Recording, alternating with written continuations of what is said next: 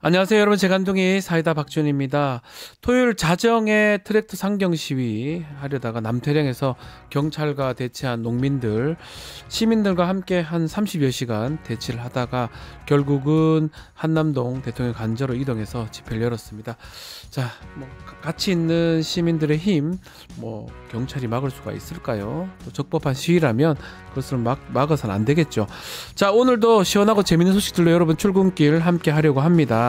생방송 중 댓글 참여 많이 부탁드리고요. 박지훈의 뉴스 인사이다 지금 바로 시작하겠습니다.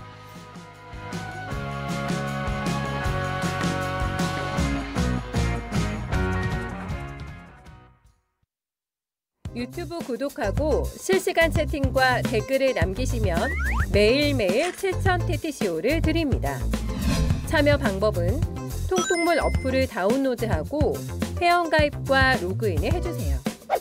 마이페이지에서 나의 회원 고유 번호를 복사해주세요. 유튜브 구독 후 실시간 채팅이나 댓글창에 고유 번호를 한 번만 입력하면 준비 끝! 지금 유튜브 채팅과 댓글 쓰기 참여하고 7,000TTCO 받아가세요. 바쁜 아침 오늘 꼭 알아야 될 뉴스들 엄선해서 정리해 드리겠습니다. 듣기만 해도 이해가 쏙 뉴스픽. 자, 오늘도 이선재 뉴스토마토 PD와 함께 하겠습니다. 안녕하세요. 안녕하세요. 자, 먼저 뉴스토마토 단독 보도도 한번 짚어보겠습니다. 2021년 6월이죠. 홍준표, 명태균, 이준석 세 사람 3자 2회동이 있었고 당시 무소속 홍준표 시장이 국민의힘 복당을 조건으로 이준석 의원 지원하기로 했다. 이런 증언이 나왔어요. 네, 그렇습니다. 명태균 게이트 의혹이 불거진 이후 홍준표 시장은 줄곧 명태균 씨를 사기꾼이라 칭하며 선을 그어왔습니다. 하지만 뉴스토마토 취재 결과 홍준표 시장은 명태균 씨와 상당히 돈독한 관계였던 것으로 보입니다. 명 씨의 측근은 지난 20일 뉴스토마토에 2021년 6월 초 명태균, 이준석, 홍준표가 홍준표의 대구 국회의원 사무실에서 만났다. 내가 직접 운전해서 명태균과 창원에서 출발해서 함께 갔다라고 밝혔습니다. 네. 이는 명 씨가 앞서 지난 9월 29일 주기자 라이브 채널의 주진우 기자와 만나 홍 대표 사무실을 갔어요. 준석이 데리고 대구에 라고 말했던 것과 일치합니다. 또한 명 씨는 이준석 의원에게 홍 대표님 복당 제일 먼저 시킬 거예요? 안 시킬 거예요? 라고 물었고 이준석 의원이 당연히 시켜드려야죠 라고 대답했다고 밝혔습니다. 이는 명 씨 측근의 증언과도 일치합니다. 3자 회동이 이뤄지기 약 2달 전 명 씨의 측근은 명 씨와 함께 오세훈 서울시장의 후원자인 김한정 씨의 제주도 별장에도 방문한 것으로 알려졌습니다.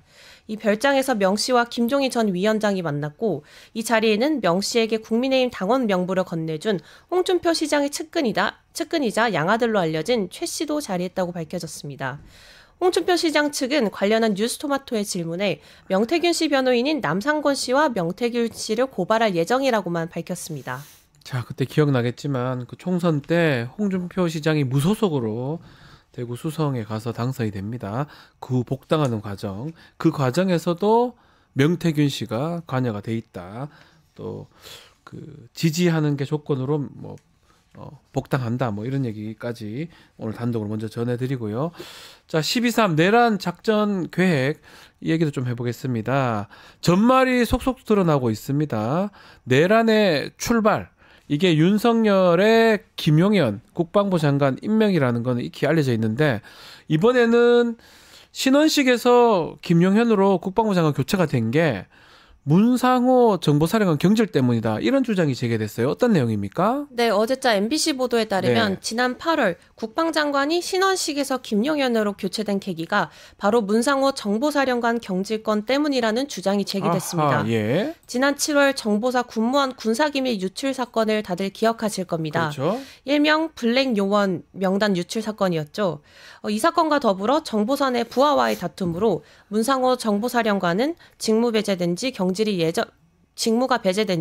경질이 예정되어 있었습니다. 그렇죠. 예. 신원식 당시 국방장관은 국회 국방위원회 질의에서 이번 일을 계기로 전반적인 후속 혁신 후속 조치를 좀 강하게 할 생각입니다. 라고 답했습니다. 그러면서 정보사령부 혁신을 약속하기도 했었는데요. 실제 8월 초 국방부는 정보사령부 혁신 방안을 논의하는 회의를 가진 걸로 알려졌습니다. 이 회의 직후 문상호 정보사령관 경질안 역시 신원식 당시 국방장관에게 보고된 것으로 알려졌습니다. 네. 하지만 신원식 국방장관은 갑자기 대통령실 안보실장으로 발령되었고 후임은 김용현 당시 경호처장이 되었습니다. 당시에도 군 인사를 둘러싸고 충암파인 김용현과 국방파인 신원식의 갈등으로 갑작스레 국방장관이 교체됐다는 의혹이 제기되기도 했었죠. 이후 문상호 정보사령관은 김용현 국방장관의 취임과 함께 계엄 준비를 본격화했습니다. 김용현 국방장관의 취임이 내란의 시작이라고 볼 수 있는 겁니다. 그렇죠. 갑자기 왜 신원식에서 김용현을 바뀌는지 그때도 문제였지만 그때 정보사에 잡음들이 엄청 많았습니다.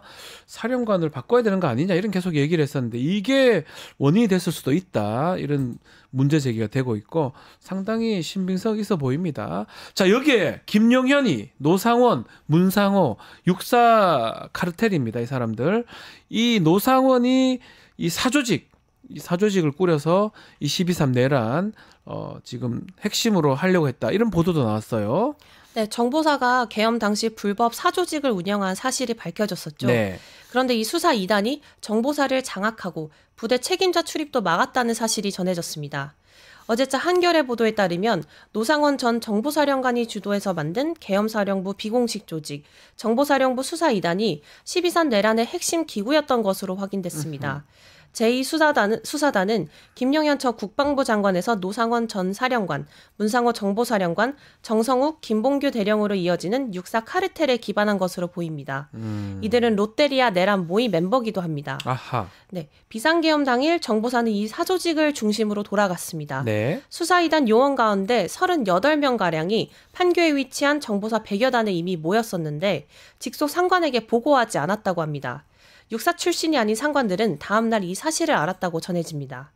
또한 이들은 비육사 출신인 100여 단장 직무대리인 모 대령의 적법한 지휘권도 통제했습니다. 네. 비상계엄 당시 모 대령은 비산 소신령에 따라 100여 단으로 복귀했는데 100여 단 소속이 아닌 김봉규 대령이 이 모 대령을 비상소집 장소에 들어가지 못하도록 막았다는 겁니다. 사조직이 부대를 점거하고 부대장의 이동까지 통제한 사건입니다. 네. 들어보면 진짜 놀랍습니다. 지금 영화에 나오는 그런 내용들이 계속 그런 느낌이 들 정도로 놀라운 일들이 발생하고 있는데, 자, 지금 이 불법 사조직 제2수사단 이 관여한 대령이 국방부 내에서 내란 수사팀을 또 이끌고 있다. 이런 얘기도 있어요. 네, JTBC 보도에 따르면 12.3 내란에 가담한 의혹으로 지난 18일 수사 업무에서 배제된 국방부 조사본부 김모 차장이 직전까지 내란 수사팀을 이끌고 있었던 것으로 확인됐습니다. 국방부 조사본부 내 2인자였던 김 차장은 최근 내란 사태에 가담한 혐의로 경찰 조사를 받았고 네. 특히 제2수사단에 관여한 의혹을 받고 있는 것으로 알려졌습니다. 경찰 조사 이후에야 국방부 조사본부는 김 차장을 수사 업무에서 배제하고 별도의 근무지로 분리 조치한 것으로 알려졌습니다. 네. 조사본부는 지난 20일 자체 TF를 공식 해체하고 계엄 수사 자료도 모두 공수처에 넘겼습니다. 네. 국방부는 공수처의 인력 파견을 검토 중이라고 밝혔습니다. 지금 조사본부라는 게 국방부의 그 군사 경찰의 최고 높은 조직입니다.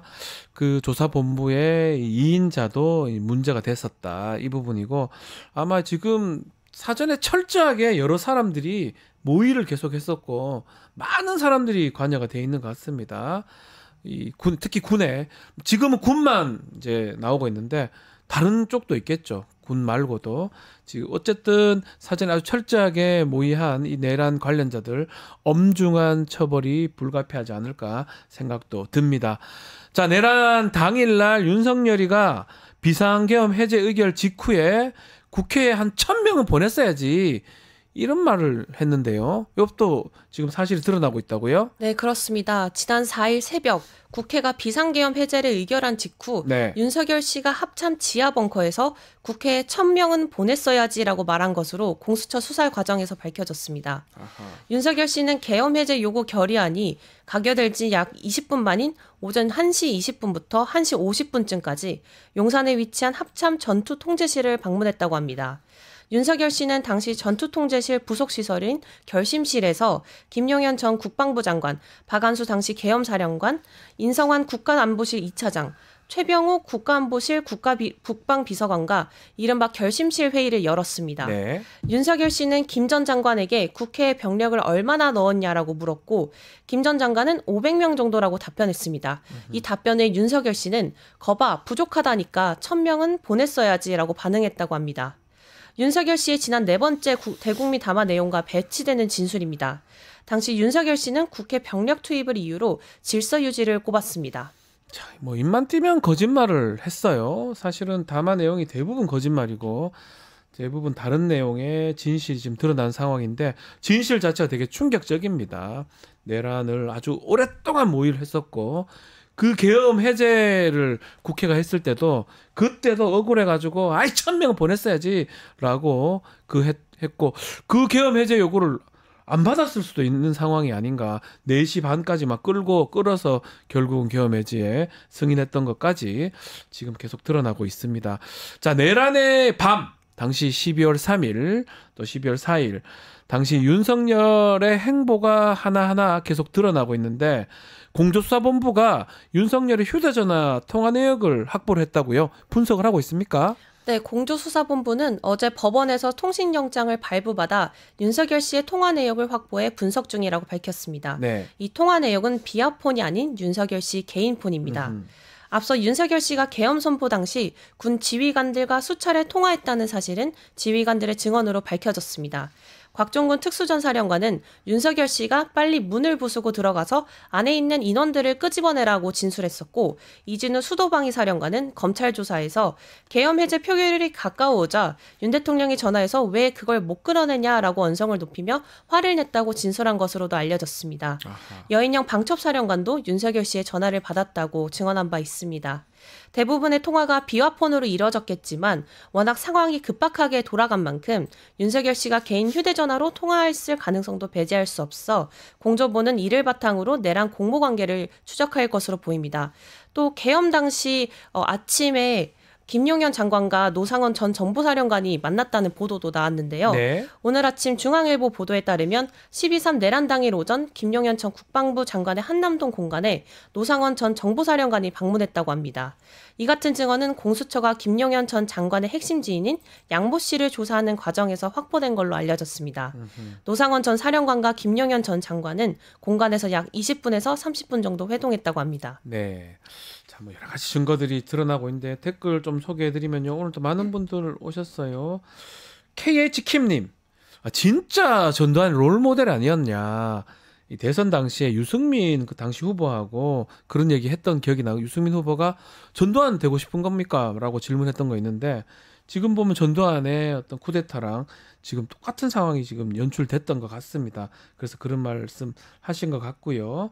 자, 샌드위치님, 또 에탄님, 안드로메다 간다님, 이프로님, 김말룡님, 많은 분들 댓글 감사합니다. 자, 그리고 지금 윤석열의 변호사가 석동현 변호사 선임 했는지 모르겠는데 지금 내란 수괴다 이런 얘기를 했는데 요거 부인하면서 이재명 대표를 오히려 고발한다 이런 얘기가 있네요. 네, 윤석열 씨의 40년 지기이자 네. 윤 씨의 변호인단과 탄핵심판 대리인단 구성에 관여하는 석동현 변호사는 윤 대통령은 체포의 채자도 얘기한 적이 없다며 내란 혐의를 부인해왔었죠. 그렇죠. 이에 민주당은 석 변호사가 사건을 수임하지 않고 윤석열 씨의 내란 사태를 변호하는 것은 내란 동조와 선전이라는 이유를 들어 내란 선전 혐의로 석 씨를 고발했습니다. 이에 석 변호사는 자신의 페이스북에 시민의 한 사람으로서 또 장차 변호인이 될 수도 있는 위치에서 뭐라 말한 것을 내란 선동, 선전죄로 몰아 고발한 것은 당연히 사실과 다를 뿐 아니라 의도적으로 모함한 것으로 무고죄가 된다며 이재명 대표와 김윤덕 사무총장을 오늘 고소할 예정이라고 밝혔습니다. 네, 그래요. 이게 법적으로는 선전이 될 가능성이 있는데 변호사 수임을 하고 선임계를 내고 변호 활동을 하든지 해야 되는데 납득하기 어려운 상황이네요. 자, 이 소식도 하나 다뤄보겠습니다. 윤석열 구속을 촉구하면서 트랙터 상경 시위에 나선 전국 농민의 총연맹 약 28시간 동안 남태령에서 경찰하고 대치를 했다가 나중에 상경을 했다면서요. 네, 앞서 진행자님께서도 오프닝에서 살짝 다뤄주셨죠. 윤석열 씨 구속을 촉구하며 트랙터 상경 시위에 나선 전국 농민의 총연맹과 경찰이 서울 서초구 남태령역 주변에서 약 28시간 동안 대치를 벌였습니다. 전봉준 투쟁단 트랙터 30여 대와 화물차 50여 대는 서울에 진입하려다 교통불편을 이유로 경찰에 제지당했습니다. 경찰은 그제 낮 12시쯤부터 차벽을 세워 전농 측 트랙터의 이동 저지에 나섰습니다. 경찰과 전농과의 대치에서 2명이 연행됐고 일부 트랙터 유리창이 깨지기도 했습니다. 이 소식이 유튜브와 SNS를 통해 알려졌고 약 1000여 명의 시민이 남태령으로 모여 농민들과 밤샘 시위를 함께 벌였습니다. 아하. 현장을 찾지 못한 시민들은 배달 선결제와 방한용품, 간식, 의약품 등을 후원했습니다. 전농 측은 경찰과 교섭한 끝에 어제 오후 약 5시쯤 트랙터 10대만 이끌고 한남동 대통령 관저로 이동했습니다. 시민들은 한간징역 앞에서 다시 집회를 열었습니다. 집회 문화가 완전 바뀐 것 같아요. 정말 집회한다, 우리 도와줘야 되겠다, 가는 분들도 있고 못 간다 그러면 선결제를 한다든지 응원한다든지 좀 그러니까 이 집회가 불법이 아닌 이상 어떻게 막겠습니까? 결국은 대치를 했지만 열어줬고 한강 한남동까지 가는 모습까지 너무 대단합니다. 댓글에도 그런 분 경의를 표한다. 그리고 엉뚱한 고양이님 트랙터 멋져요라고 많은 글도 주셨습니다. 자, 오늘 뉴스픽은 여기서 마무리하겠습니다. 이선재 PD 감사합니다. 감사합니다. 저는 영식당으로 돌아가겠습니다. 조금만 기다려 주십시오.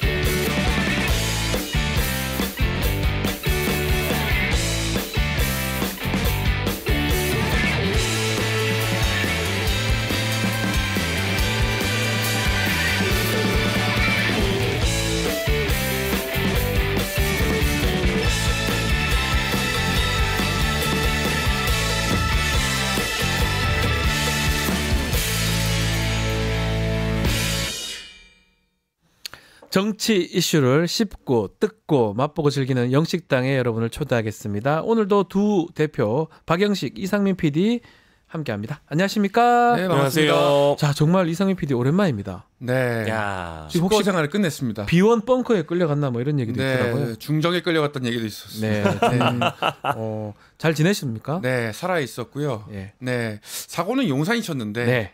왜 저는 집에서 이렇게 갇혀 있었는지 살도 좀 빠지셨네요. 살이 쪘습니다. 아, 쪘어요? 네, 네. 집에 있는 모든 것들을 다 먹고 있었기 때문에. 네. 어쨌든 다시 만난 세계에서 네. 그 윤석열 탄핵 이후에 다시 만난 세계에서 지금 우리가 영접하고 있는 거죠. 네. 그렇습니다. 너무 반갑습니다. 반갑습니다. 저는 반갑습니다. 국민들 편입니다. 네. 네, 웃음으로 여러분께 네. 건강을 되찾고 건강이 되찾아야 또 힘차게 또 싸울 수 있지 않겠습니까? 그렇죠, 그렇죠. 예. 네. 주요 소재가 아무래도 정치인들 성대모사이기 때문에 탄핵 국면에서 그 자주 등장해야 될 그 윤석열 씨 목소리가 아니 저보고 자꾸 정치 휘화하지 말라 그러는데 정치 휘화는 그 한 사람이 하고 있거든요. 맞아요. 네네네. 그분들이 하고 있죠. 맞는 네, 거죠. 오해 없으시길 바라겠습니다. 네. 알겠습니다. 자, 이제 활약하셔야죠. 이제 네네네네. 앞으로. 자, 정부로 이송된 내란 또 김건희 특검법 여야 기싸움이 좀 벌어지고 있는데 이 민주당이 한덕수 권한대행한테 얘기를 했습니다.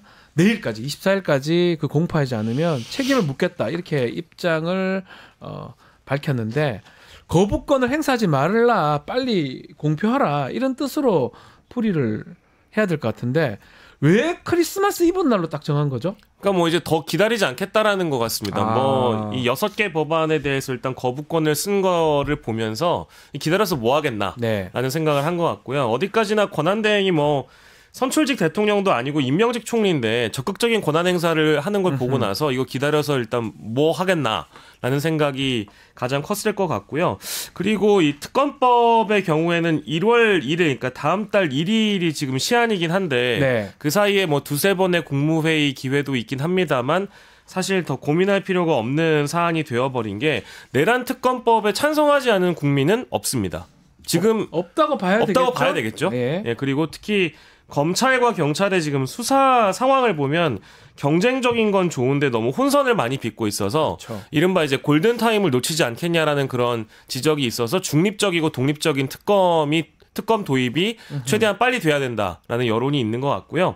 그리고 김건희 특검법의 경우에는 물론 이 김건희 특검법 자체도 중요하겠지만 내란, 즉 이제 계엄 사태가 왜 발발했는지에 대한 뿌리라고 분석하는 분들도 많이 있는 것 같더라고요. 연결돼 있을 것이다 이렇게 예. 많이 보고 있죠. 그래서 좀 조속히 이 특검이 빨리 매듭지어야 된다는 그런 여론들이 있는 것 같고요. 네. 민주당이 일단 마지노선을 제안했기 때문에 뭐 더는 기다릴 필요가 없다라는 판단들이 지배적이라 내일까지요, 내일. 24일. 내일까지 한덕수 총리가 입장을 정하지 않으면 날아가는 겁니다. 날아간다고요. 날아가야 맞아요. 될 필요성이 있다고 국민분들도 판단하실 겁니다. 네. 안녕하십니까? 이거 권성동입니다.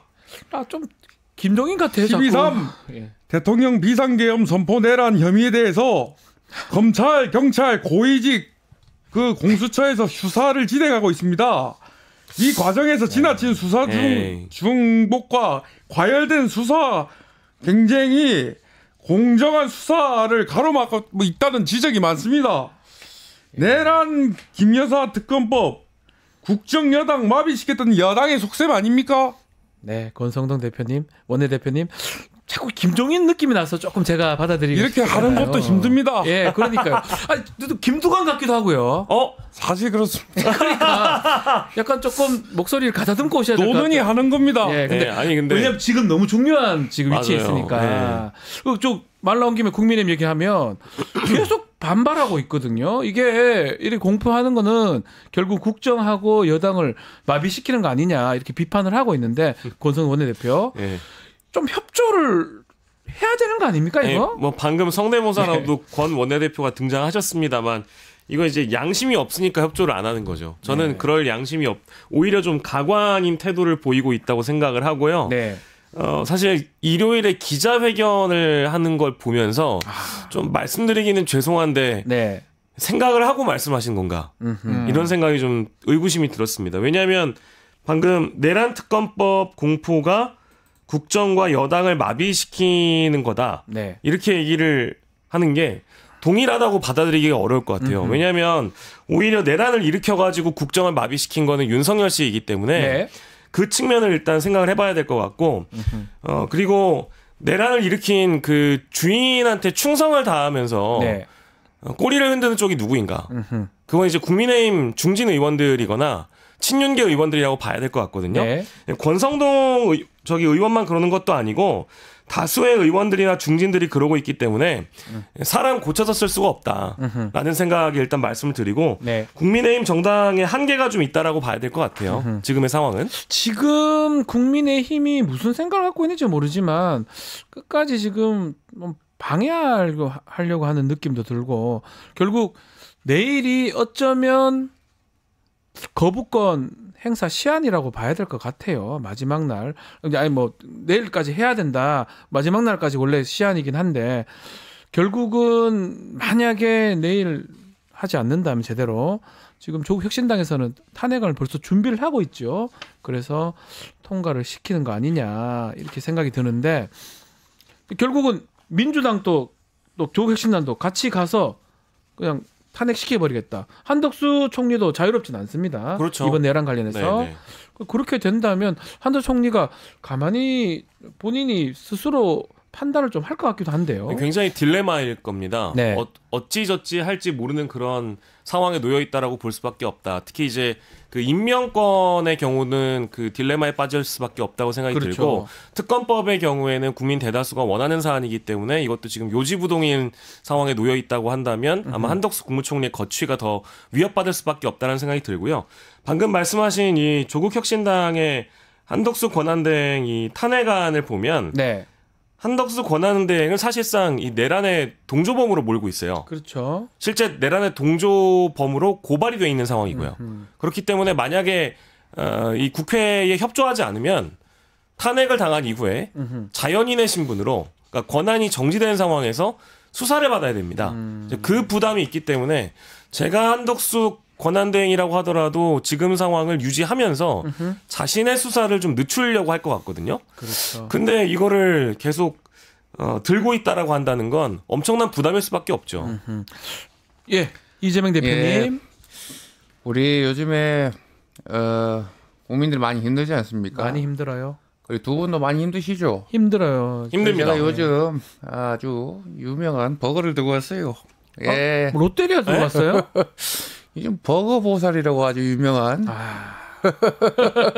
농담입니다. 아유, 참. 그 내란 아니 너겟 보살도 있습니까 요즘? 아유, 그것도 치맥 들고 보살. 오십니까? 예. 농담입니다. 왜 그러세요? 예. 예, 어쨌든 제가 SNS 올렸는데 제가 사람을 찾고 있어요. 요즘 누구요? 그런 노래도 있지 않습니까? 누가 이 사람을 모르시나요? 누구를 찾으시는 건지. 예, 대한민국의 밝은 미래. 아하. 우리 장갑차를 맨손으로 막으려고 했던 우리 정의의 시민분들 그분을 찾고 있습니다. 아유. 반드시 좀 찾아주시길 바라고. 네. 정말 이분들이야말로 대한민국의 미래다 그렇게 생각이 듭니다. 우리 알겠습니다. 민주당이 반드시 이분들의 민의를 받들어서 해결하겠습니다. 좋습니다. 이재명 대표님. 이 버거 아유, 누가 먹어야 되지? 그 버거 되게 좋아하시네요. 아니, 버거 먹어야죠. 예, 먹긴 먹어야죠. 예. 롯데리아는 죄가 없습니다. 롯데리아는 죄가 없어요, 진짜로. 내란 버거 안 만듭니까? 아유, 왜 그러세요? 계란버거를 출시할 계획은 없다고 그 롯데리아 쪽에서. 아 그래요? 예. 계엄의 맛을 보여드릴 수는 없다. 이렇게. 니들이 개헌 맛을 알아? 알겠습니다. 자, 이제 문제가 탄핵이 지금 진행은 되고 있는데, 어쩌면 진행은 안 되고 있다고 봐도 될 것 같아요. 모든 재판이나 소송의 시작이 그 서류를 받고부터거든요. 접수하고부터 되는 건데, 사실 계속 안 받고 있습니다. 이걸 어떻게 봐야 됩니까? 글쎄요, 이거는- 국민에 대한 최소한 예의가 좀 없는 거 아니냐, 이 생각도 들고요. 그럼요. 이건 이제 정치적 법적으로 윤석열 본인이 책임을 지겠다고 얘기를 했단 말이죠. 네, 맞아요. 근데 책임지는 자세를 보여주지 않는다라는 것은 사실상 앞단에 밝혔었던 본인의 입장이 거짓말이라는 것을 의미하는 거라고 봐야 될 것 같고요. 다 거짓말이었어요. 돌이켜 보면 거의 다. 그렇죠. 이제 본인의 입장을 호기롭게 밝혔지만 네. 지금 수사 탄핵 심판 관련 서류를 받지 않고 수육은 받고 있고 수육, 장원은 들어갔고 장호 들어갔고. 본인을 칭송하는 하한. 하원 같은 것들은 받고 근데 탄핵 심판 관련 서류는 안 받는다. 이걸 이제 국민들이 어떻게 받아들이겠습니까? 그러니까요. 굉장히 모순적인 태도라고 볼 수밖에 없는 것이고 이게 과거에 있었던 전직 대통령들은 어땠느냐 살펴보면 전직 대통령들은 제대로 협조하지 않은 대통령이 없었습니다. 노무현, 박근혜 두 사람 다 탄핵이 가결돼서 올라갔었죠. 그러니까 지금 2004년 3월 12일에 네. 탄핵소추안이 가결된 다음 날에 노 전 대통령은 송달을 받으셨다고 바로 하고요. 받았네 그 다음 날. 바로 받았다고 하고 가결 5일 뒤에 대리인단이 소송 위임장과 의견서 제출했다고 하고요. 네. 박 전 대통령의 경우에는 2016년 12월 9일에 탄핵안이 가결됐는데 1시간 만에 청와대가 받았다고 합니다. 그리고 박 전 대통령이 또 7일 뒤에 소송 위임장하고 답변서를 냈으니까 대부분 다 일주일 안에 해결을 받거든요. 네. 근데 지금 윤 대통령은 아무것도 안 하고 있는 거라고 봐야 됩니다. 그래서 안녕하십니까. 안녕하세요, 박근혜 네. 대통령님. 그 나라 걱정이 아주 많습니다. 아유, 본인도 선배 그 아닙니까? 일찍이 저희 선친께서는 이런 말씀을 하셨습니다. 보면 된다. 예? 그 서류를 보면 된다. 아, 서류를 그냥 보면 된다. 하면 된다. 예. 네. 보면 된다. 어쨌든 그 탄핵 서류는 저는 바로 받았는데 요즘 얼마나 그 우리나라 물류 그 배송 시스템이 그 얼마나 저기 합니까? 그러니까요. 네. 근데 누군 안 받았다죠? 네. 왜 안 받나요? 못 받는 그 예. 노래 하나 불러도 됩니까? 예, 노래 하나 불러주세요. 제못이 옥색 치마 금방 물린 네 그네입니다. 아, 그네. 네. 네. 가보겠습니다. 네. 쉬세요. 자세한 건 유영아 의원을 통해서 예. 또 말씀드리겠습니다. 예, 쉬세요. 네. 어, 자꾸 쉬라 그럽니까? 예, 뭐 쉬어야죠. Take a rest. 예, 탄핵 선배이신데. 예. 자, 지금 이게 문제가 현대 사회에서 이 송달 특히 이런 어떤 다 보도가 되고 있어요. 윤석열 대통령이 지금 모를 리가 없잖아요. 네. 본인이 탄핵 가결됐다는 거. 과연 이게 받는 게 이런 식으로 받는 거를 거부하는 게 맞냐. 그래서 오늘 헌재가 송달 간주 여부를 결정한다 입장이 전해졌는데 어떻게 보십니까? 가능할까요? 저는 그 원래 헌재의 입장이 지금 단호해서 네. 계속 이런 식으로 이 우편물을 받지 않거나 송달 자체를 거부하는 형태로 나온다고 한다면 네. 받은 것으로 간주하고 음흠. 23일부터는 이제 시작을 하겠다라고 지금 이야기를 하고 있는 거거든요. 네. 그렇다면은 아까 말씀드린 그대로 지금 시대가 2024년임에도 불구하고 이런 식의 태도를 보인다고 한다는 것은 헌재의 심판을 지연하겠다라는 의사로 보일 그것밖에 안 수밖에 보이잖아요. 없고 그거잖아요. 더불어서 이것이 헌재 심판으로 넘어갔을 때 실제로 탄핵 심판으로 넘어갔을 때 이제 헌법 수호의 의지가 없다라고 네. 헌재가 판단할 가능성이 높다고 봅니다. 그래서 박근혜 전 대통령의 경우에도 과거에 이제 그 결과를 봤을 때 탄핵 심판 결과를 보면 헌법 수호의 의지가 없다. 이런 식으로 제대로 수사나 이런 것들 탄핵에 대해서 받지 않았다라는 거예요. 그게 탄핵의 이유가 됐어요. 결정적인 이유가 됐어요. 그렇습니다. 네. 이제 그런 형태로 아마 간주해서 더 과한 뭐 예를 들어 탄핵 심판의 결론에 영향을 끼칠 수 있는 그런 사유로 받아들일 수 있지 않을까라는 생각이 들고요. 네. 이 헌재의 재판을 이런 식으로 지연한다는 것은 대통령 본인에게도 국민들이 어떤 평가를 내릴지를 좀 생각을 해봤으면 좋겠습니다. 그러니까요. 결국 재판 전략을 앞으로 보여주는 거 아니냐. 계속 이런 식으로 받지 않아서 미룰 거 아니냐. 이런 생각도 드는데 뭔가 결정을 좀 내려야 되지 않나. 뭐 송달 필요하죠. 재판 상황에서. 그렇지만 전 국민이 알고 있습니다. 27일 재판을 지금 알려주고 있잖아요. 나오라고. 그러니까 그게 이제 어떻게 할지 좀 봐야 될 것 같습니다. 딱 이제 오늘까지 아마 상황을 보고 이제 헌재가 결정을 하지 않을까 싶은데 오늘 헌재 쪽에서는 그러니까 지난주에 이미 나왔던 소식이 23일까지는 일단 기다려보겠다라는 그런 입장이었으니까 그러니까요. 아마 뭐 오늘 오후 정도에 입장이 나오지 않을까 싶습니다. 수사는 아예 진도도 못 나가고 있습니다. 몇 번째 지금 통보를 했는데 아예 나가지도 않고 있어요. 변호인단도 지금 아직 없고. 자, 25일 날 크리스마스 날 공수처가 소환 통보 출석 통보를 했는데 이번에도 이 소환을 불응할 것 같긴 한데 대부분 다 고의로 이러는 것 같아요. 보니까. 그러니까 이게 모를 지금 리가 없잖아요. 재판도 지연하는 네. 전략이라고 한다면 헌재의 심판을 지연한다고 한다면 수사의 경우에도 수사 지연을 넘어서 이건 수사 방해에 가깝다는 이야기들이 많이 나오고 있거든요. 네. 뭐 공수처로 일원화한 이후에 과연 이제 공수처에 대한 수사를 얼마나 믿을 수 있겠느냐라는 좀 차치한다고 하더라도 네. 실제 수사를 받으려고 하는 그 의지가 있는 것이냐. 아까 처음에 정치적 책임은 헌재의 심판이라고 한다면 법적 책임이라고 하는 것은 이제 결국 내란죄요. 내란죄에 네. 대한 수사이거든요. 더 웃긴 거는 지금 그 군인들, 지휘관들 정말 많은 수가 싹 다 구속돼 있어요 지금. 근데 본인이 안 된다는 게 우두머리인데 이게 이해가 사실 안 돼요. 조사는 받아야 될 거 아니에요. 조사 안 받으면 한 2번 정도 거부하면 사실 영장을 내서 잡아와야 돼요. 지금도 사실은 긴급 체포의 여건이 된다고 그렇죠. 보는 가능하죠. 전문가들이 워낙에 많기 때문에 네. 이런 식으로 계속 나온다고 한다면 영장 받아서 체포를 하는 것이 더 원칙적으로도 맞고 절차상으로도 맞다고 보는 분들이 많은 것 같더라고요. 아하. 안녕하십니까. 안철수 의원이 왜 나오죠?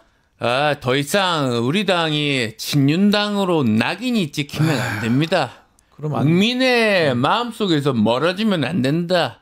그렇게 생각해서 제가 결국 찬성한 거 아닙니까? 그건 잘하셨어요. 그래서 안철수 의원 했는데 남아있어서 감사합니다. 이렇게 소리도 듣고 네. 그랬지 않았습니까? 탈당 안 해요? 탈당은 왜 합니까? 죄송합니다. 예. 상했네요 예, 목소리가. 목이 다 상했어요. 예. 그래서 제가 개그 하나 하고 기쁜 마음으로 또 싸우러 가겠습니다. 예, 개그 요즘 바빠요. 박영식 앵커. 세상에서 가장 바쁜 직업이 뭔지 아세요? 가장 바쁜 직업이면 바쁜 직업. 네. 허겁 직업. 야. 바쁘니까 빨리 예. 가보겠습니다. 잘 가요, 안철수 의원님. 요즘에 가장 주목을 많이 받는 분이셔가지고. 예. 네. 그 혹시 우유가 웃으면 뭔지 아세요? 우유 빙그레. 빙그레? 맞췄습니다. 역시 빙그레 이글스 대전 출신이라 잘하네요. 이글스 팬이시죠? 네, 가보겠습니다. 네, 안녕히 가십시오. 화이팅! 감사합니다. 좋습니다. 지금 안철수 의원 나왔으니까 국민의힘 얘기 좀 하면 지금 내용이 지금 계속 있는 것 같습니다.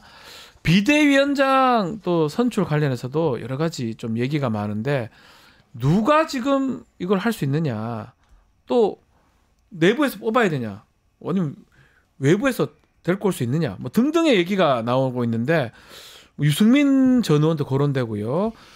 어떻게 보십니까? 그러니까 외부에서 수혈될 가능성은 상당히 좀 낮아졌다라고 보는 게 맞는 것 같습니다. 네. 뭐 물론 이제 그 당 차원에서 검토했다라는 이야기는 이미 뭐 일찍 보도가 됐습니다만 그것과는 별개로 이미 외부에서 수혈할 시기가 좀 늦었다. 너무 늦어졌다. 시간을 끌었어요. 네, 너무 늦어졌다라고 네. 이제 평가가 있는 것 같고요. 그리고 기존에 외부에서 수혈했을 때 결과가 나쁘지 않았던 경우도 물론 있었습니다만 네. 지금 이 내란 사태 이후에, 그러니까 비상 계엄 사태 이후에 당을 재정비할 수 있는 중량감 있는 인사를 찾기가 너무 어렵다. 왜냐하면 비상 계엄은 진짜 비상적인 상황이잖아요. 이거를 감당할 만한 비대위원장을 외부에서 수혈하기는 어려울 것 같다라는 네. 이제 첫 번째 판단이 있는 것 같고, 두 번째로는 그래서 이제 중진들 중에 누군가를 기용하는 방법인데 네. 중진들마저도 지금 의견이 좀 분분한 걸로 알려지고 있습니다. 그래서 좁혀지고 있는 게 투톱 체제가 아니라 권성동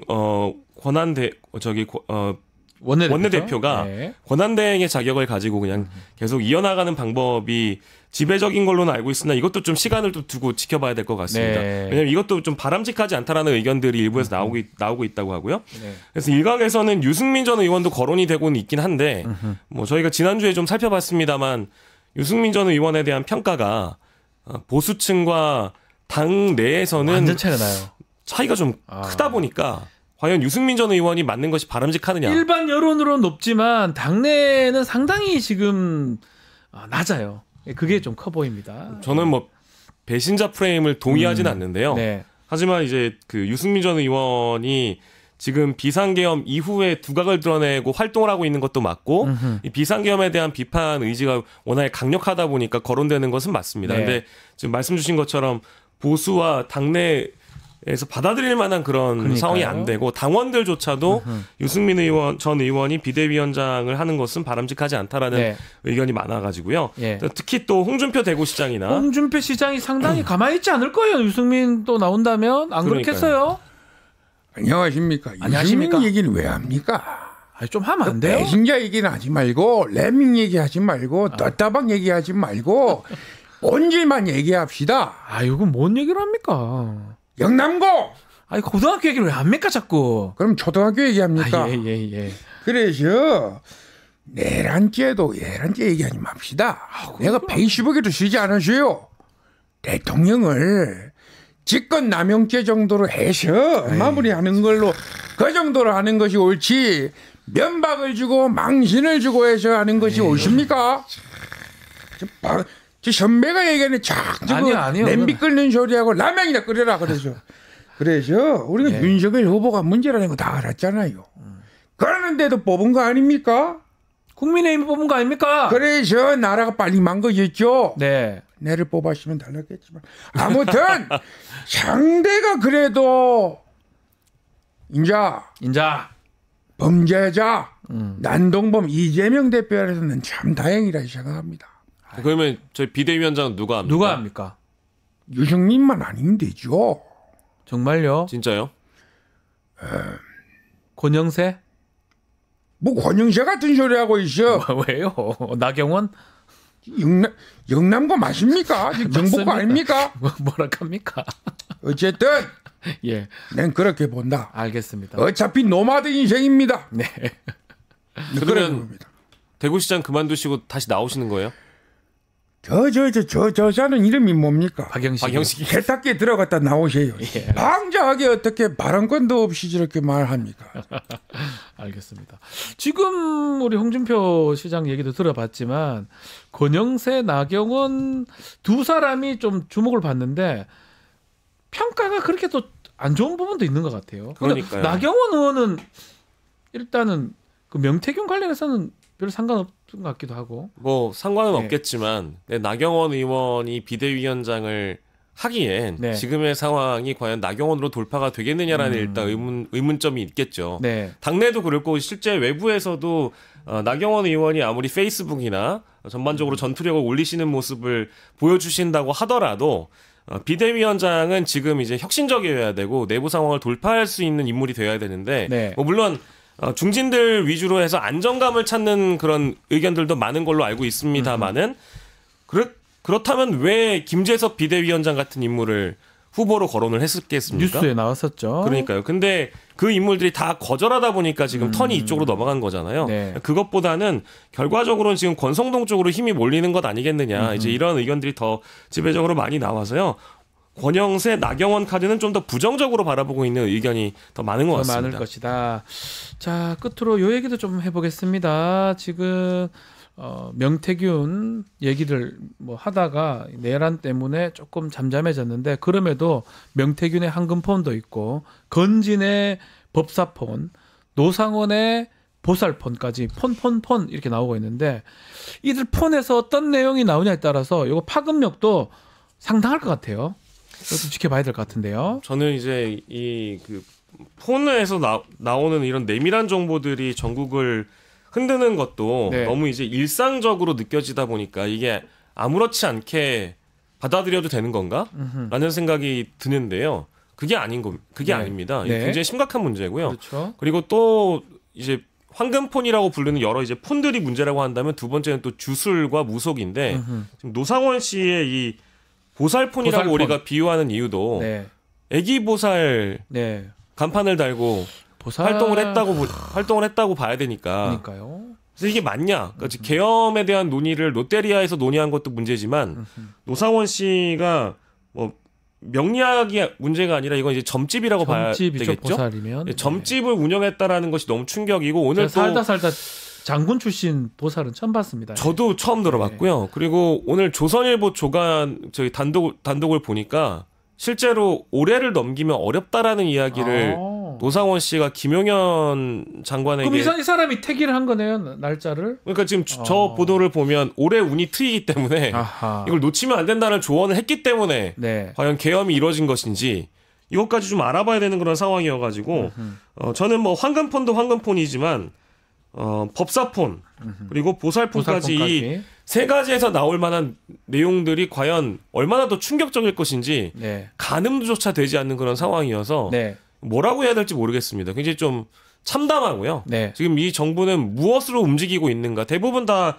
그리고 이게 지금 비선이거든요. 그렇죠. 세 번째로 보면 명태균, 전성배, 노상원 공식 라인이 아닙니다. 네, 맞습니다. 이게 다 비선들이어가지고 폰 관련해서는 오세훈 시장도 자유롭지는 못할 것 같아요. 오세훈 제가 무슨 말씀이 있나요? 아니요, 저는 오세훈 시장이 폰 때문에 좀 힘들지 않습니까? 제가 2번 정도는 만난 것이 기억이 난다. 그 이후로는 전혀 만난 적이 없다. 이렇게 확인을 해드렸는데. 못 믿겠는데요. 그건 신뢰의 문제죠. 그걸 제가 어떻게 확인해드려야 되나요? 지금 경제도 어렵고 상당히 모든 민생 문제가 어려운 처지인데 네. 그렇게 사회자가 어떻게 그렇게 접근하시죠? 그 증거들이 막 드러나고 있잖아요. 고가가세 문제로 그렇게 접근하시는 거는 명실공히 뉴스토마토라는 유구의 언론이 그렇게 하시면 안 된다 이렇게 보고 있고요. 저는 그렇게 네. 생각합니다. 네. 민생은 결국 기업이 책임지는 것이고 기업을 잘 골고루 이끄는 것이 서울시장으로서의 책무다 이렇게 생각하는데요. 그래서 이런 분들도 많아요. 계엄에는 반대하지만 이재명도 반대하는 분들도 많습니다. 아 근데 그거랑은 또 하지 다른 마세요. 문제 아니겠습니까? 골고루 생각을 해야죠. 아유 지겨워. 아니, 아니 이거는- 뭐 그러면은 계엄에도 반대하고 이재명에도 반대하고 오세훈 시장님한테도 반대하게요? 그럼 이분들 한강으로 다 모이셔야겠네. 아니 시간 끌기 하면서 이렇게 법관을 기피하는 이재명 대표도 반대하는 분들 많지 않습니까? 이것도 부인할 수 없는 사실이죠. 명태균 게이트 아무 상관없지만 오세훈 시장님을 반대하는 사람들도 무지하게 많거든요. 아니죠. 이분들 한강으로 다 그것도 준비하셔야겠네. 다. 왜 그러세요? 리버버스 앞으로 모이세요. 아유 뭐 하여튼 알겠습니다. 아니 근데 뭐 가족분이랑 식사하시는 사진은 왜 올리신 거예요? 이거 사진을 올리지 말라는 법이 헌법에 있나요? 나는 이해할 수가 없네요. 무슨 사진을 올리셨다고 지금 화제가 됐다든지. 자, 가보겠습니다. 네네. 트랙터 왜 막았냐고 자꾸 물어보는데요. 예? 트랙터요? 경찰이 막았지 않나? 트랙터는 경찰이 막았죠. 알겠습니다. 예. 교통 때문에 그런 거 아닌가 싶기도 한데. 골고루 어쨌든 민생을 돌봐야 된다 이렇게 네. 생각을 합니다. 알겠습니다. 오세훈 시장까지 얘기 듣고 마무리를 좀 하겠습니다. 자, 박영식, 이상민과 함께한 영식당이었습니다. 감사합니다. 고맙습니다.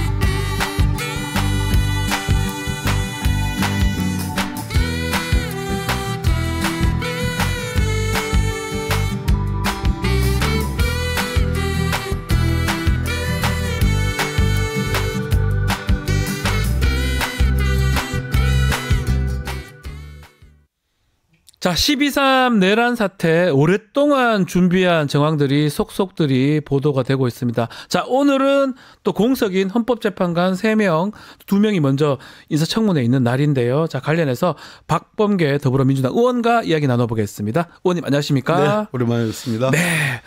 자, 요즘 뭐 많이 바쁘시기도 하고 특히 저는 계속 떠오릅니다. 의원님들이 국회의원들이 우리 일반인들이 뭐 좋아하기도 하지만 안 좋아하는 분들은 정치인 하면 안 좋게 생각하다가 그날 계엄 해제하는 날 네. 당일 생각해 보면 참 고맙다는 생각이 자꾸 들더라고요. 담도 넘고 예. 그 어려운 상황. 그래서 항상 의원님 보면 요새 의원님들 보면 제가 감사하다는 말씀을 항상 드리는데 네. 많은 국민들이 또 그런 어떤 얘기 좀 들어본 적 없습니까? 아니요, 주위에 이제 또 지역에 내려가면 네. 뭐 제가 이제 민주당에 속해 있긴 하지만 아무튼 민주당에 대해 감사한다.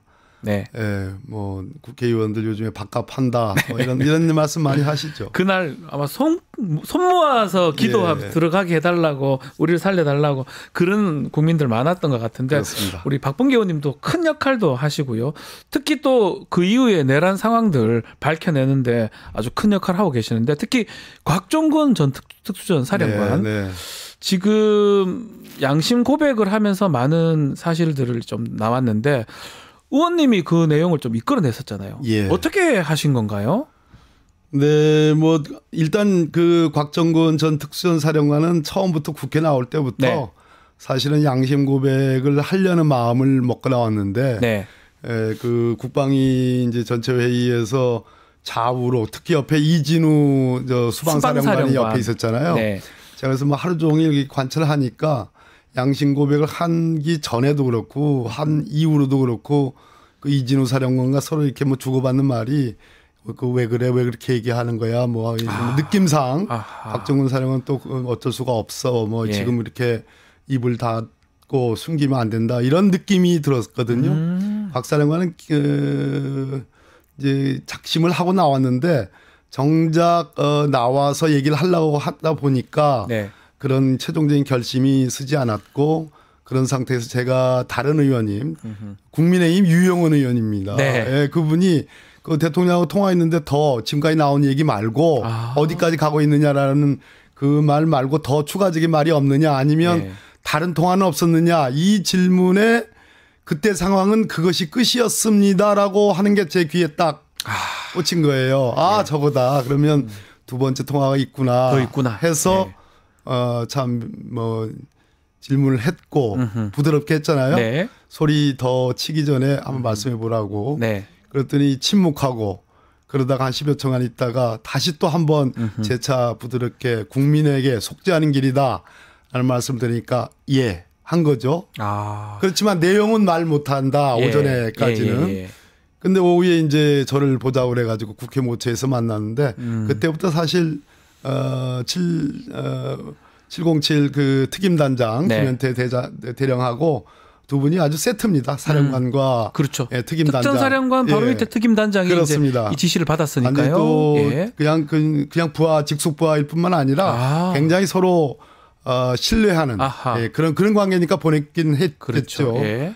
두 분 앉혀놓고 차근히 제가 들었죠. 그러니까 뭐 줄줄줄줄 다 얘기를 하더라고요. 그러니까 정말 중요한 내란죄가 될 수 있는 결정적인 아주 중요한 증거를 스모킹건입니다. 확보한 거예요. 그 네. 내용이 그거잖아요.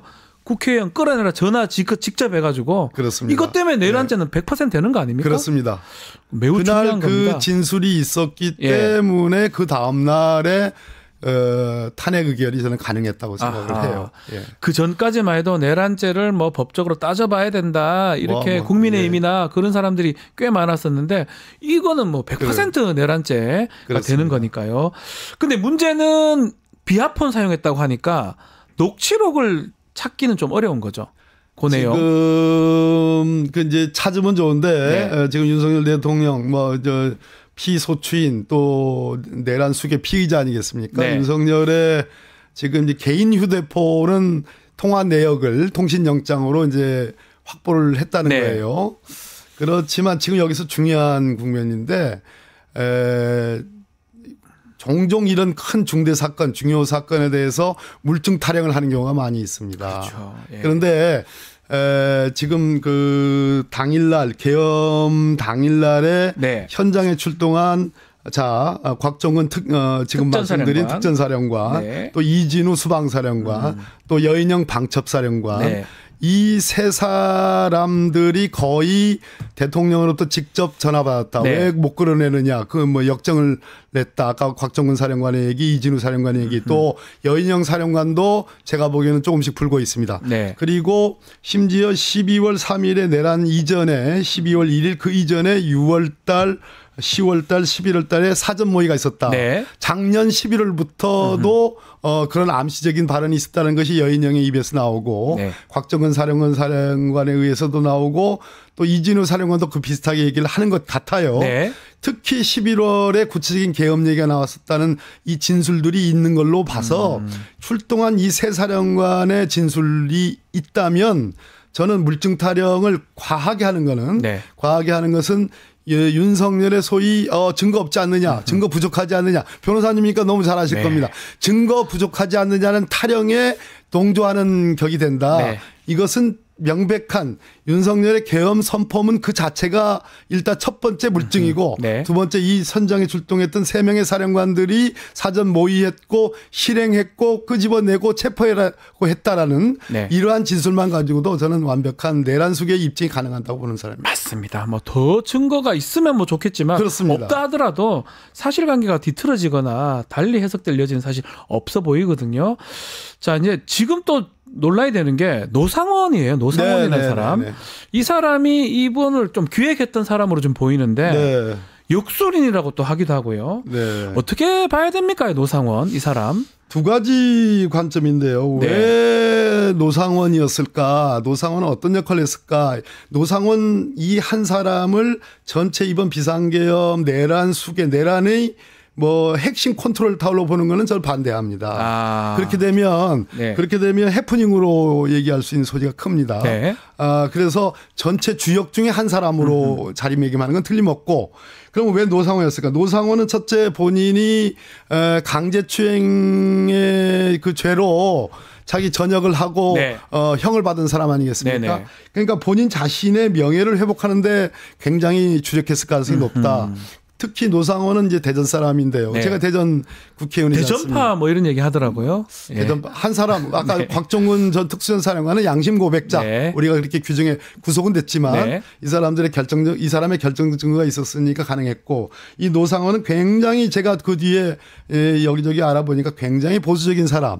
특히 지난 총선과 뭐 이런 역대 선거에 사전 선거에 있어서 부정 선거에 대해서 굉장히 빠져 있는 사람. 이런 걸 통해서 윤석열 대통령에게 그런 측면을 주입했을 가능성이 있지 않을까 하는 그런 추정을 해보고, 또 본인의 그럼으로써 이 비상계엄의 주역 중에 한 사람으로 참여함으로써 자신의 명예회복을 일거에 확보하려고 했던 사람 아닌가 하는 것이 들고, 두 번째는 이 노상원과 문상호 정보사령관. 이 문상호 정보사령관, 이 정보사령관 문제에서는 신원식 국방부 장관 때 소위 그 블랙 요원들의 기밀 유출 사건이 단독 보도됐죠. 그렇죠. 그 사건이 있었는데 그것으로 전역을 해야 되는데 결국은 김용현이가 커버를 해줬다는 거 아니겠습니까? 그러면서 김용현 원래도 아는 사이지만 김용현 노상원 문상호로 이어지는 이 계통 라인에서 어떤 기획을 했고, 특히 부정선거로 해서 중앙선거관리위원회에 심지어 뭐 노태학 선거관리위원장도 케이블 타인가 한 걸로 묶어가지고 또 두건을 씌워서 체포하려고 했다는 거 아니겠습니까? 그런 것이 중요하고, 여기서 그 기갑 이여단장이라고 하는 사람 나오잖아요. 이름이 제가 93회인가. 93회 이름도 참 93회예요. 기갑 여단장이면 과거 1980년 소위 12.12 군사 쿠데타 그때 동원됐던 부대고 소위 공포로서 중요 시설들을 점거하고 장악하고 시민들에게 공포심을 심어준 그 여단장이란 말이에요. 뭐 30분이면 지금 파주에서 달려온다는 거 아니겠습니까? 근데 이 93회가 그것이 김용현 직속 수사단이든 아니면 정보사 내의 수사 2단이든 저희들이 이제 민주당 진상조사단에서 그렇게 얘기를 하는데, 어떻게 기갑 여단장이 그 탱크나 장갑차를 가져가지고 주요 시설을 점거하고 시민들에게 공포심을 심어주는 거는 뭐 충분히 그려질 수 있는 그림인데 수사단의 단장으로 역할을 했을 가능성이 하려고 했다는 가능성이 있다는 지금 수사단 단장이요. 그런 지금 제보가 있다는 거는 이것은 완전히 군의 위기 질서, 설사 계엄령이 절차대로 했다 하더라도 완전한 지금 노상원과 민간인 노상원과 이 기갑 여단장을 무슨 탱크를 동하는 것에서 넘어서서 수사 단장으로 하려고 했다라는 이 정황들, 이 의심들, 의혹들을 놓고 보면 완전히 한마디로 속되게 표현하면 개판 비상계엄. 그렇기 때문에 이것만으로도 내란죄를 구성하는 중요한 요소다. 이렇게 얘기하죠. 그 지금 노상원을 썼다는 것도 그렇고 93회라는 기갑여단장을 수사단장으로 하려고 했다는 것들도 말도 안 되는 있을 수가 없는 거죠. 이 사람이 수사에 대해서 뭘 알며. 그런데 군사경찰이나 뭐 그쪽에서 그렇습니다. 해야 되는데. 국방부 조사본부나 방첩사에 수사단이 있습니다. 근데 방첩사 수사단장은 이번에 뭐 양심적인 폭로를 한 사람이란 말이에요. 그런 측면에서 93의 역할도 굉장히 중요하다. 이런 그러니까 말씀. 몇몇이 딱딱 짜고 니는 수사 역할 잡아들이는 거 부정선거 역할 하라. 아마 지시를 한 게 아닌가 생각이 드는데. 그렇습니다. 문제는 그 노상원의 점집에서 그 수첩이 발견됐다면서요. 그 수첩에서 좀 전모가 드러날 수 있을까요? 아마도 모르겠습니다. 거기서 점을 치면서 머릿속에만 담가놨는지는 모르겠지만 수첩에 어떤 내용들이 있을 가능성이 있죠. 그것이 스모킹건, 이미 스모킹건이 있는 거고. 너무 많이 그래서 나와서. 보충하는 추가적인 강력한 증거가 나올 수도 있겠습니다. 자, 지켜봐야 되는데 그 햄버거 회동이 2번에 있었습니다. 네. 노상원이 문상호도 만났고요. 대령들도 만나서 선관위 장악하는 거 얘기를 했던 것 같은데 또 2차 회동 때는 뭐 9.3에도 있었고 김용군이라는 군사 경찰도 있었는데 이렇게 회동의 목적도 계엄을 짜기 위해서 했던 걸로 봐야 됩니까? 여기도 관점이 이제 네. 하나의 팩트로서 앞으로 수사를 통해서 밝혀지겠지만요. 왜 그 민간인들을 이렇게 동원했을까? 그게 궁금해요. 그만큼 예. 일단 이 비상계엄을 준비하는 시작이 작년 11월부터였고 올 6월, 10월, 11월로 이렇게 차근차근 진행을 해왔고 특히 뭐 드론을 뭐 띄운다든지 네. 또는 포 사격을 염려에 뭐 준비했다든지 이러한 대북 관계에서 긴장 관계를 고도로 높이고 국지전을 유도하는 정황들 이런 것들이 있었는데 네. 이것이 뭐 정말 행운인지 어떤 선운인지 또 뭐 뭔지는 모르겠지만 어쨌든 북한이 반응을 하지 않은 거라요. 북한이 말려들지 예. 않았다고 봐야 되겠죠. 그런 측면이 예. 있습니다. 예. 뭐 객관적인 사실로서. 네. 그러니까 거기서 1차적인 그 핀트가 안 맞은 측면이 있고 두 번째는 충분히 김용현 신원식의 역할들이 지금 안 나오지 않습니까? 네. 안보실장 신원식. 네, 신원식이 국방부 장관을 했고 네. 그때부터 준비를 했던 것인데 신원식의 역할들이 지금 나오지 않는 걸로 봐서 또 갑작스럽게 신원식이 안보실장으로 가고 네. 경호처장이었던 김용현을 국방부 장관으로 보내는 것이 저희들이 그때도 좀 이상하긴 그때부터 했어요. 예. 계엄을 준비하는 거 아니냐라는 얘기들을 했는데 예. 결국은 충분한 인적 자원 완전히 충성스러운 충분한 실제로 사령관들이 다 불고 있고 네. 지금 곽종근 사령관이 문부수로 들어가서 네. 끄집어내라는 증언을 했듯이 신념에 가득 찬 사령관들의 태도를 확보하지 못했다. 윤석열 입장에서는 김용현 입장에서는 예. 그러니까 외곽에 절치부심 명예회복을 노리는 노상원과 같은 보살, 강제추행범, 또 뭐 역시 마찬가지로 저 불명예 전역한 뭐 김모, 네. 저 대령이가 있지 않습니까? 예배 대령. 이런 예. 사람들의 힘을 빌려 가지고 계엄에 여러 가지 기획들을 했을 가능성이 없잖아 있다. 이건 김용현이 짠 건데 사령관들도 포섭을 했지만 좀 지금 곽종근 같은 사람 보면 뭔가 확고하지는 않았던 것 같아요. 여인형조차도 여인형도 무릎 그렇고. 꿇고 이러시면 안 하지 됩니다 마라라고. 했다는 거 뭐 자기 일종의 변소 같은 얘기인데 믿기는 좀 어렵지만 그럼에도 그런 사람들이 있었기 때문에 밖에서 노상원은 확실하다. 네. 노상원도 정보사령관도 했고 사람들을 좀 모으기에 HID는 모으기에 이게 좋다고 판단했을 수도 있다는 거네요. 그렇습니다. 예. 그리고 뭐 지금 보면 HID를 통해서 소요 같은 거 일으켜서 계엄의 정당성을 계속 쭉 하려고 했던 정황도 보이는 거잖아요. 과거에 미스테리처럼 남아있는 여러 가지 사례들이 있습니다. 네. 그래서 뭐 인민군복 이번에 뭐 경북의 어느 업체로부터 그것을 정보사가 받아갔다든지 그렇죠. 또 뭐 김어준 그 공장장의 얘기가 있다든지 네. 그 뒤에 뭐 우리 김병재 의원이나 박선 의원 이런 분들의 얘기들 전체적으로 종합을 해보면 충분히 이 비상계엄의 정당성은 그냥 국회의 기능을 마비시키는 것조차도 부인하고 있는데 네. 그걸로는 정당성이 확보 안 되잖아요. 그렇죠. 오히려 국회의 기능을 마비시키려고 했다는 거, 계엄 해제 의결을 못하게 끌어내려고 했다는 거, 그리고 주요 요인들 14명에 이르는 주요 요인들을 체포하려고 했다는 거, 이런 등들 또 심지어 이재명 대표에게 무죄를 선고했던 판사를 체포하려고 했다는 판사를 거, 체포하려고 했어요. 중앙선거관리위원장을 체포하려고 했다는 거, 이런 것 등등이 네. 계엄의 정당성을 부여 못하거든요. 오히려 계엄이 내란에 가깝다라는 강력한 증거란 말이에요. 그러면 그렇죠. 계엄의 정당성을 확보하려고 하면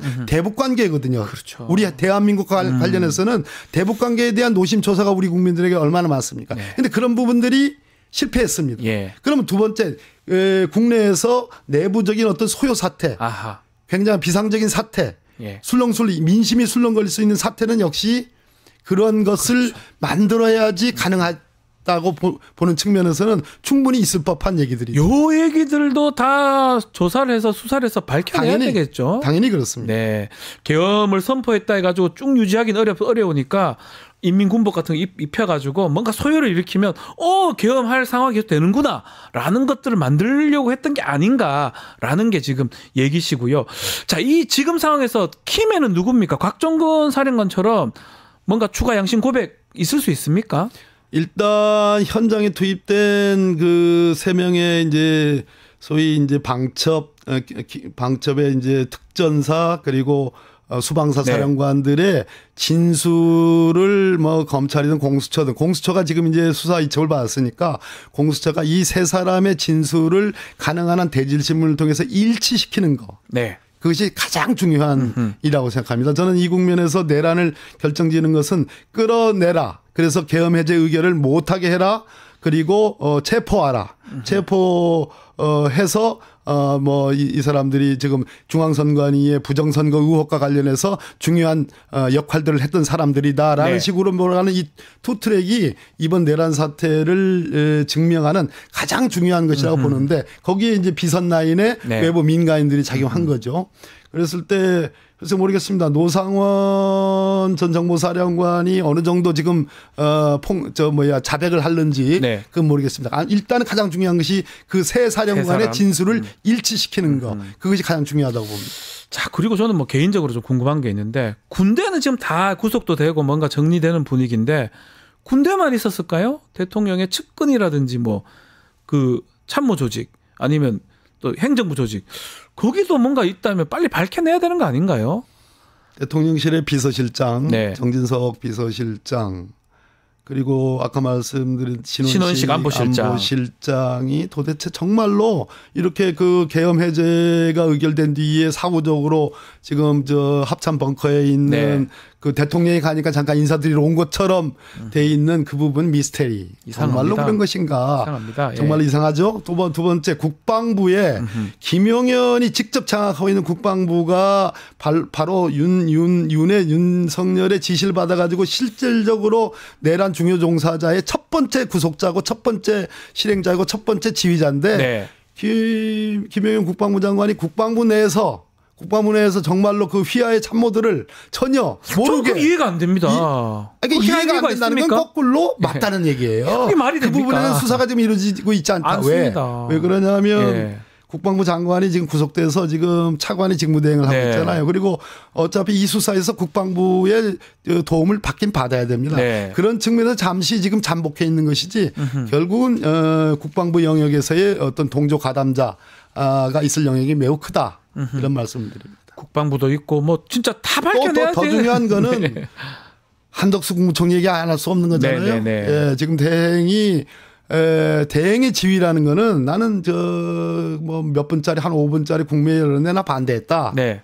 그걸로 대행의 역할로 국무총리의 역할로 끝나는 게 아닙니다. 국무총리는 직을 걸고 공모자가 되지 않으려면 네. 직을 걸고 반대를 해야 될 의무가 있는 겁니다. 책무가 그렇죠. 있는 겁니다. 예. 그냥 국무위원 18개 국무위원 중에 한 사람에 불과한 사람이 아닙니다. 대통령의 명을 받아 행정 각부를 통할한다고 되어 통할하는 있습니다. 사람인데. 따라서 예. 그 당시 국무회의 국무위원들 특히 한덕수 국무총리의 역할과 어느 정도 알았으며 소식 혹은 내통 가능성이 있지 않았냐 하는 네. 이 부분에도 굉장히 중요한 수사 대상입니다. 한덕수 총리 얘기를 좀 하면 지금 예. 권한 대행을 하고 있는데 자 먼저 헌법재판관 임명이 오늘 청문회를 내일까지 계속 한다고 지금 하는데요. 국민의힘이 지금 참여 안 해도 그대로 진행이 되는 겁니까? 그렇습니다. 참여 안 한다고 선언을 했고요. 예. 지금 하루가 일일 여삼추인데 네. 지금 뭐 참여 안 하면 참여 안 하는 대로 민주당 야당만에 의해서 지금 인사청문회 진행해가지고 네. 아직 이제 오늘이 월요일이지 않습니까? 네. 이번 주 임시회 일정이 현재까지 제가 오기 전까지는 아직 잡히지 않았어요. 네. 적어도 25일이 지금 공수처에서 윤석열 피의자에 대한 소환 통보일이고 네.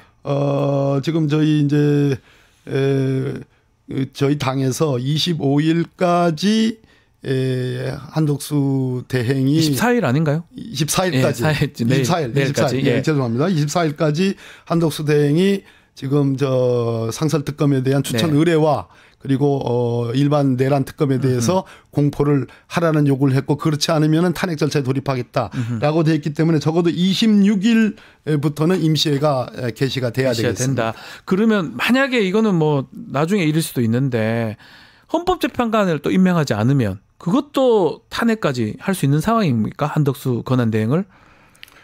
한덕수 제가 아주 천천히 네. 중요한 말씀을 좀 드리겠습니다. 권한 대행, 총리로서 권한 대행이 된 원인이 뭡니까?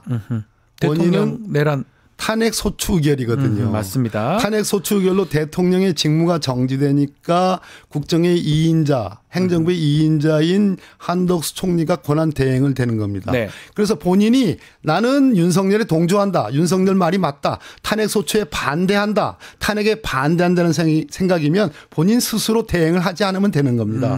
국무총리를 하지 않으면 되는 겁니다.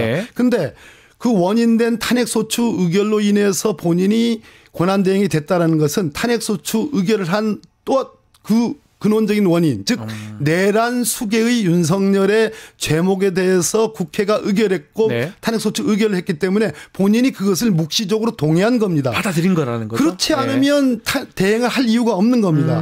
그런 차원에서 지금 내란 계엄을 내란죄 그 특검을 지금 공포하지 않는다거나 또는 저 상설특검의 추천 의뢰를 국회에 하지 않는다거나 하는 것은 직무유기가 될 가능성이 높고 그 직무유기를 넘어서서 그런 간접적인 증거로 결국은 윤석열의 비상계엄에 사실상 묵인 방조한 거 아니냐라는 의심까지 가능합니다. 지금 그렇죠. 그렇습니다. 그래서 이 논리대로 하면 얼마든지 한덕수 권한대행에 대한 혹시 탄핵 절차가 진행된다면 그것은 현재 대행으로서 한 행위에 대한 탄핵 절차가 아니라 이러이러한 대행으로서 직무유기를 하는 것은 이전에 계엄에 대한 상당한 방조 묵인 공조를 했을 가능성이 있다는 측면에서 그것을 강화시켜 주는 거고 그것을 원인으로 해야 된다. 이런 말씀드립니다. 그렇다면 24일까지 시간을 줬는데 김건희 특검, 내란 특검, 한덕수 지금 권한대행이 어떻게 할 거라고 예상하십니까?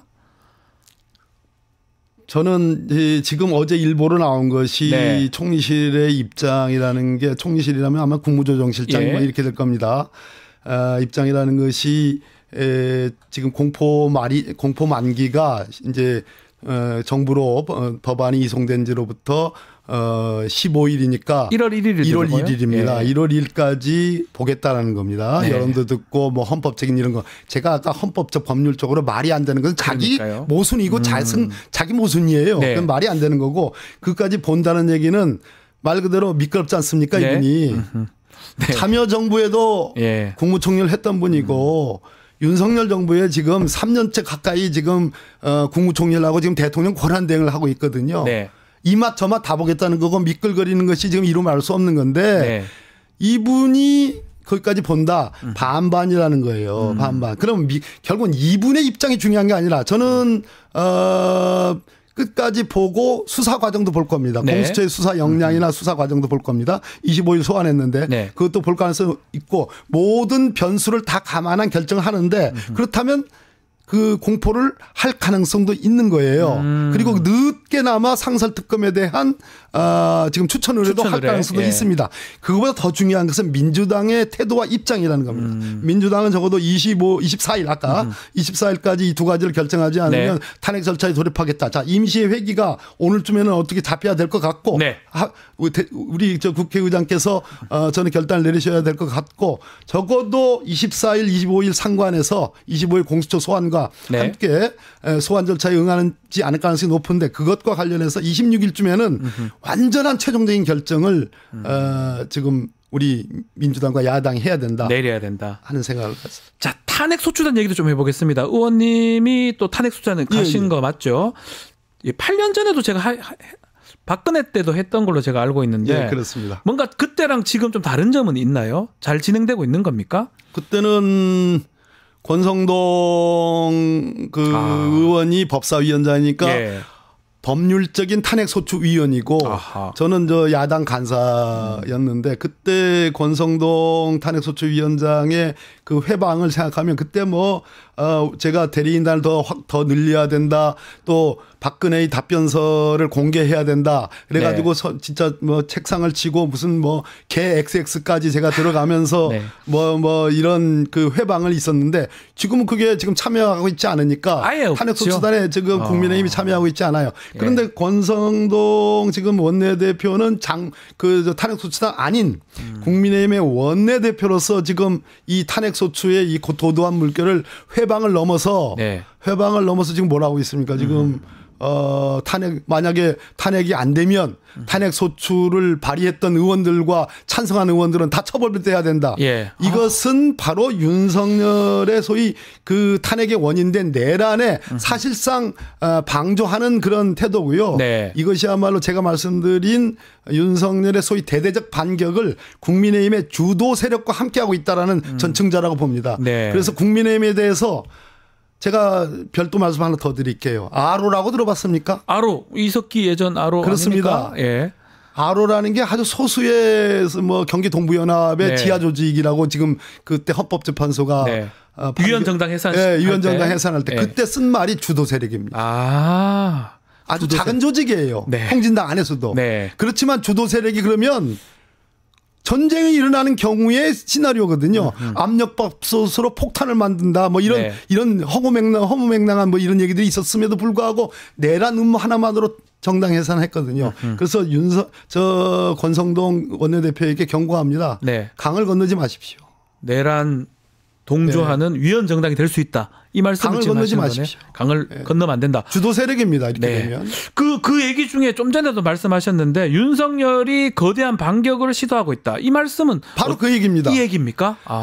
지금 박근혜 탄핵 때와 지금 윤석열 탄핵 때의 네. 차이는 자, 박근혜 탄핵 때는 아까 제가 권성동 탄핵소추위원장하고 뭐 말싸움을 했다는데 그 중에 하나가 네. 박근혜 피소추인의 답변서를 공개하느냐 여부였습니다. 저는 투명한 재판을 위해서 국민들이 알 권리를 보장하기 위해서 공개하라 했습니다. 네. 못하겠다 했습니다. 최종적으로 공개했습니다. 자, 근데 윤석열 스스로가 이번에 답변서뿐만 아니라 본인이 지금 저 탄핵법정에 나와서 장광설과 선전선동을 할 겁니다. 네. 이게 다른 점입니다. 무슨 얘기냐? 박근혜가 그렇게 소극적으로 답변서도 공개하지 않았으면 좋겠어요. 네. 난 법정에 나가지 않겠어요.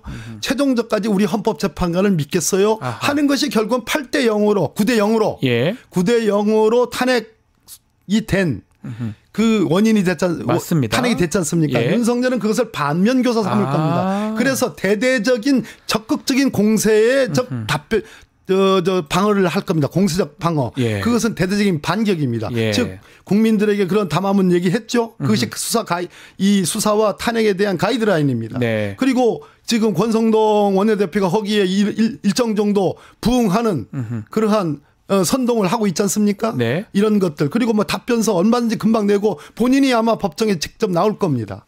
본인이 직접 변론하고 싶다 뭐 이런 얘기도 하던데. 그런 얘기 하죠. 예. 가능한 겁니까? 나올 수 있습니다. 예, 그건 가능한 얘기입니다. 그게 긍정적입니까? 그 말 잘한다고 봐야 됩니까? 어떻게 보십니까? 그거는? 국민의 입장에서는 염장 터질 얘기지만 오히려 근데 그 윤석열이 대국민 담화가 국민들로 하여금 그 분노 지수를 그냥 끝까지 그러니까요. 올린 거 아니겠습니까? 예. 그런데 윤석열은 지금 20%의 소위 아스팔트 극우 세력에 지금 선전선동을 하는 거거든요. 예. 그런 측면에서 과연 이것이 우리나라 헌법 질서에 맞느냐 맞지 않죠. 그래서 제가 아까 뭐 비유하기는 좀 그렇지만 아로하고도 그 얘기를 예. 했던 겁니다. 그래서 경고를 하는 겁니다. 그 마지막으로 지금 수사기관에 계속 불응하고 있고 25일 10시 그날 공조본이 이제 공수처가 오라고 했는데 만약에 이때 응하지 않으면 체포도 가능한 겁니까? 긴급 체포 등등. 가능하죠. 근데 네. 우리 저 박지원 변호사님이시잖아요. 네. 검찰의 심우정 검찰총장이 수사권을 공수처로 이첩한 원인을 수사권의 범위, 즉 내란죄의 수사권이 있느냐 없느냐와 관련된 직권남용으로 시작을 해서 네. 거기서 관련 범죄로 내란죄로 타고 들어가는 것을 구성을 했다가 네. 비판이 있으니까 그러면 공수처로 넘긴다.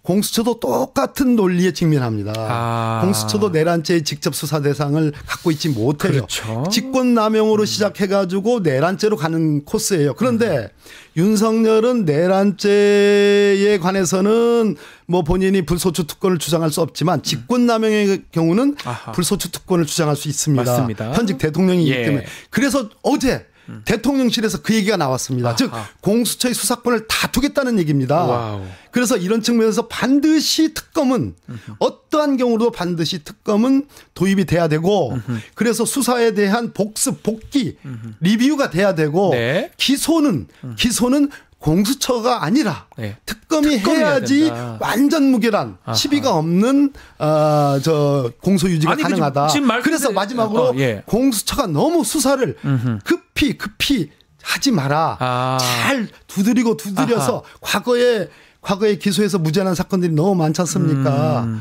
그 손준성이 무죄 났지 네. 않습니까? 그런 측면에서 공수처의 의지는 높이 평가하나 단단히 잘해라. 두드려서 아하. 수사 준비를 잘해서 소환도 하고 체포도 잘해야 된다. 그리고 기소할 생각, 기소권이 없습니다. 그래서 결국은 검찰을 넘겨야 됩니다. 예. 검찰을 넘기면 검찰은 독자적인 수사기관으로 윤석열이 구속되더라도 또다시 수사를 하고 기소여부를 결정합니다. 네. 그 전 단계, 저는 그것을 내년 1월 10일 정도로 보는 거예요. 그 전까지는 특검이 반드시 발동돼야 된다. 그 특검법이 통과되고 특검 구성하는데 시간이 좀 걸리잖아요.